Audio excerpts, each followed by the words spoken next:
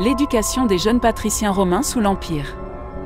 Voici un savant mélange de culture, de philosophie et d'art de la guerre. L'Empire romain, qui a perduré pendant plus de 5 siècles, est souvent célébré pour ses conquêtes militaires, son gouvernement bien organisé et sa riche culture. Cependant, une partie essentielle de la grandeur de Rome réside dans l'éducation de sa jeunesse patricienne. Au temps de l'Empire romain, l'éducation des jeunes patriciens était un mélange judicieux de culture, de philosophie et d'art de la guerre, visant à former des citoyens cultivés et compétents. Dans ce podcast, nous explorerons en détail cet aspect fascinant de la société romaine impériale.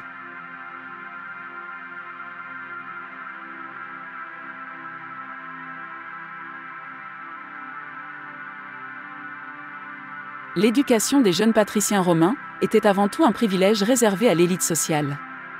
Les patriciens, qui constituaient la classe dirigeante de la société romaine, avaient la responsabilité de maintenir l'ordre et la stabilité de l'Empire. Pour ce faire, ils devaient être formés de manière à être à la hauteur de leurs responsabilités.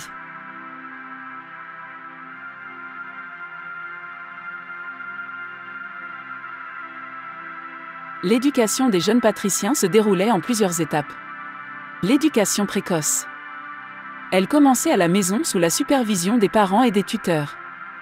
Les jeunes apprenaient les bases de la langue, de la religion, de l'histoire et des bonnes manières. À l'âge de 7 ans, les garçons entraient à l'école élémentaire, où ils apprenaient à lire, écrire et compter. Les enseignants, appelés ludimagistri, utilisaient des méthodes d'enseignement traditionnelles, notamment la récitation et la mémorisation.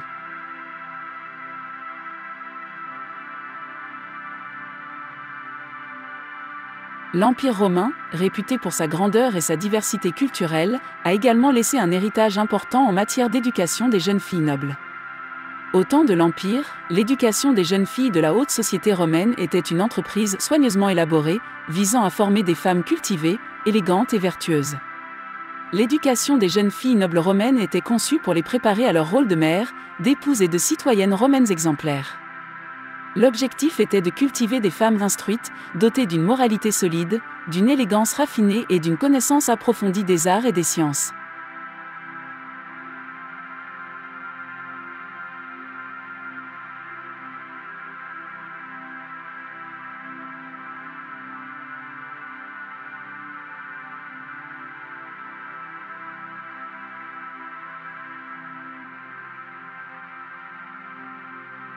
Le trivium et le quadrivium. Une fois passée l'éducation élémentaire, les jeunes patriciens étaient initiés au trivium, qui comprenait la grammaire, la rhétorique et la logique, ainsi qu'au quadrivium, qui englobait l'arithmétique, la géométrie, la musique et l'astronomie. Ces matières formaient la base de l'éducation supérieure. La philosophie occupait une place centrale dans l'éducation des jeunes patriciens. Les philosophes grecs, tels qu'Épicure, Platon et Aristote, étaient largement étudiés. L'objectif était de développer une compréhension profonde de la morale, de la politique et de la philosophie de la vie.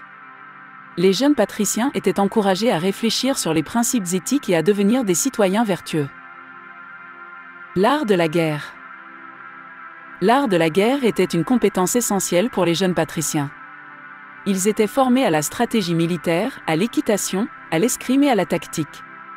Les futurs généraux devaient être prêts à défendre l'Empire romain contre toutes les menaces venant de l'extérieur.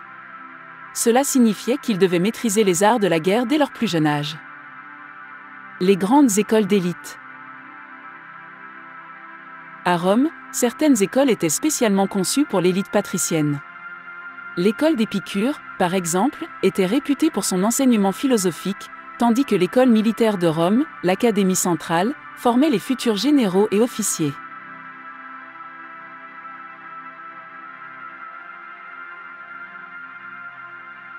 Pour conclure, l'éducation des jeunes patriciens romains au temps de l'Empire était un mélange remarquable de culture, de philosophie et d'art de la guerre.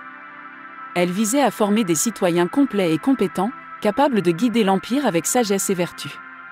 Cette éducation élaborée a contribué à la longévité et à la grandeur de Rome, faisant de l'Empire romain l'une des civilisations les plus influentes de l'histoire.